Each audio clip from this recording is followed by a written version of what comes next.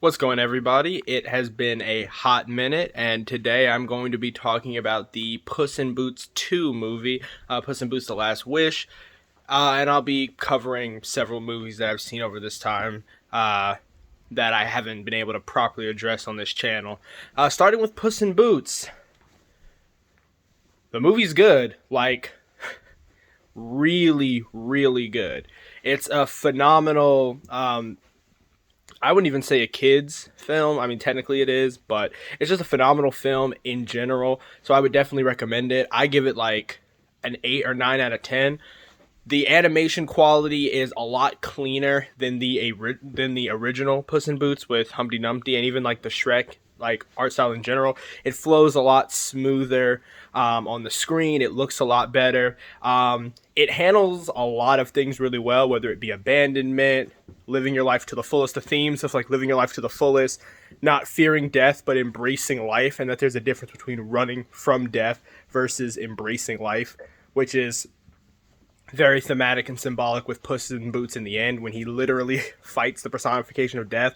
Death even says at that point, I'm not death metaphorically or symbolically or religiously or spiritually or anything like that. Like, I am just death, straight up. So he fights death, which is a wolf who has this badass whistle. Like, whoever voiced death, give this man an Oscar, an Emmy, give him everything, because that performance was phenomenal. And Antonio Banderas, as always, killed it in his performance as Puss. And yeah, so the themes of the film were incredibly iron tight. They even handled, fear, anxiety, panic attacks. Like, they had all of these play out through the story, and it was all handled incredibly well. So kudos to the story for that. It had three villains. It had Death. It had Jack Horner, who's, if you don't know the story, it's the whole, Jack was eating a pie, stuck in his thumb, pulled out a plum, said, "What a good boy am I," which I hadn't heard that nursery rhyme in a long time. And Goldilocks and the Three Bears. Pretty much everyone knows that story. Too hot, too cold, just right. Which they did quite a bit in the film of the whole that's too bad, that's too good. We need just right, which was hilarious, but it was really good at the same time. And Florence Pugh voiced Goldilocks. Phenomenal work as well. She did a bang up job. So kudos to her as well. So one of the things I wanted to talk about was how they did the villains as a whole, because I think that villains are very hit or miss nowadays because a lot of people don't really understand what makes a good villain. And I think Puss in Boots did a good job of the three types of villains. You have the villain who's not necessarily a villain, like, or rather, you have the villain who's not really. No, I was right. I don't know why I second guessed myself. You have the villain who's not really a villain and is more so an antagonist. And what I mean by that is the difference between the two is a villain is someone who just isn't good or someone who does more evil things, whereas an antagonist is someone who's in opposition to the main character. If you've ever seen Death Note, Light Yagami is the protagonist, but he is the villain. He is the person who's doing evil things, but he is our protagonist. He is the character who we follow throughout the story. Likewise, Eren Yeager is the protagonist of Attack on Titan, but as Attack on Titan progresses, he goes from being the hero to the villain, despite still being the protagonist. And if you see Attack on Titan and you say Eren Yeager's not the villain, that's a whole separate topic or discussion of another video.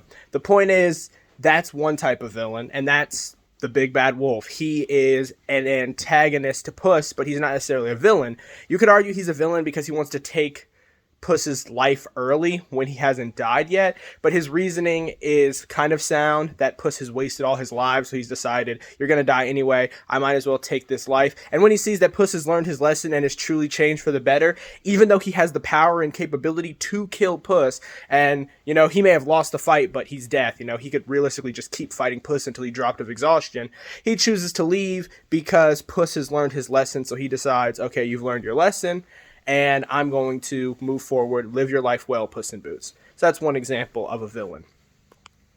The next example would be Goldilocks, which is sort of like the misunderstood tragic villain. These are villains that do villainous things because of some tragedy or some mistake or some problem in their life, and they believe that like they need to live on or they need to complete their goal in order to make things better for themselves. a good example of this. If you've ever seen like Mr. Freeze from Batman, he does some fucked up shit, but most of the time he tries to avoid severe crimes and punishments because he simply wants his wife back alive, unfrozen. So he does these horrible things in an attempt to save her. It's a messed up villain who you can't excuse, but you can understand. So those are the understandable villains. And Goldilocks does a great job of that. She simply wants to find her real family, only realizing in the end that the people who raise you are your family, not necessarily the people who birthed you. And then finally, we have Big Jack Horner, who is the classic twirls mustache, I'm evil, mwahaha type of villain. The guy who, like, literally they have the manifestation of his conscience try to convince him to do good, and he quite literally doesn't give a shit. He is letting his people die with a smile on his face. He literally just wanted the conscience to realize he was evil, and he like flicks it away. He's just constantly doing evil and bad things, not even caring as one of his assistants literally gets like disintegrated. And he's also voiced by John Mulaney, who, you know, once again, this film, I just want to stress real quick, random tangent, this film's VO cast was stacked. Like, everyone here brought their A game. It was phenomenal. So kudos to everyone who I didn't mention. I only named the names of the ones that I actually know by name, so if I didn't name you, apologies, but stacked, 10 out of 10, everyone did an amazing job. But yeah, even when Jack Horner dies, he quite literally doesn't give a shit. There's no repenting. He literally asks, what did I do wrong as he's dying? Then he wants to know specifically. He's like, I mean, what specifically? Like, he knows he's a bad person and he's unrepentant even in his last moments of life, which is, you know, reminiscent of several villains who are just kind of like, you know, Maleficent, or at least Maleficent before she was kind of remade, or Cruella de Vil before they kind of gave her that backstory. A lot of Disney villains that were kind of just like evil, who, granted, they're trying to make them more like tragic now, which that's a totally separate video that I'll tackle on as well. Point being, he is just the evil villain for evil's sake. And I've seen some people say that, you know, they don't think that that's that good because he's one-dimensional. But I think that that not only fits the different theme, because the themes of the story, because I don't think there's anything wrong with a one-dimensional villain as long as it serves a story purpose. But also, it fits the fact that everyone else's stories are fleshed out folk tales, whereas his is just a nursery rhyme. It's a very simple, very short story, beginning, middle, and end, all taking place in a few sentences. So it makes sense that his character is the least developed and the most static. He's the only character here who doesn't actually come from some sort of lore, some sort of background, some sort of folk tale story. So even in that cinematic sense, it makes sense. Perito, I think that was his name. The dog was hilarious. He was a good addition. I loved his optimism contrasting Kitty Softpaws, who was amazing in this movie as well. Like Kitty Softpaws and Puss's exterior of not trusting as much given everything they've went through. So that was nice, and him keeping his name in the end and the way he is with the others. He was a very good character. I enjoy. He was fun. He was charming. He didn't overstay his welcome. I'm interested to see how he contrasts with characters like Donkey, etc. when he inevitably comes in for Shrek 5. Spoiler alert, there is a Shrek 5, and they do tease it at the end of the film. But if you're halfway through this already, you've already got hit with all the spoilers, so what's one more?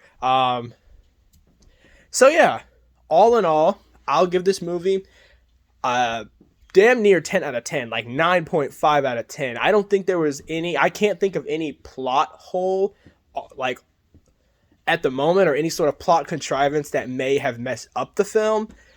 So, amazing. The score was great. I love the music. So yeah, the themes, the plot, the sound, which is all just, you know, and some of the aesthetic elements were all amazing.